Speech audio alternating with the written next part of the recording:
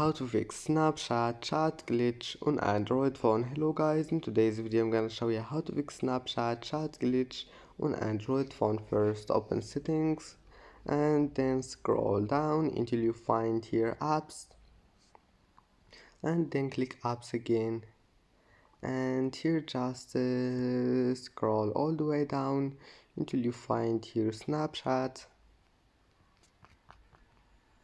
and here is it.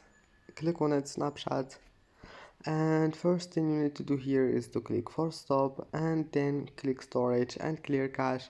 Now just to go back and try again, and if that doesn't fix your problem it means that you need to clean some space. Go to settings and then storage and then click clean up. Now clean some space here, or you can just clean it from your gallery and then restart your phone and close all the applications in the background and try again. And I hope that can fix your problem, and see you in the next video.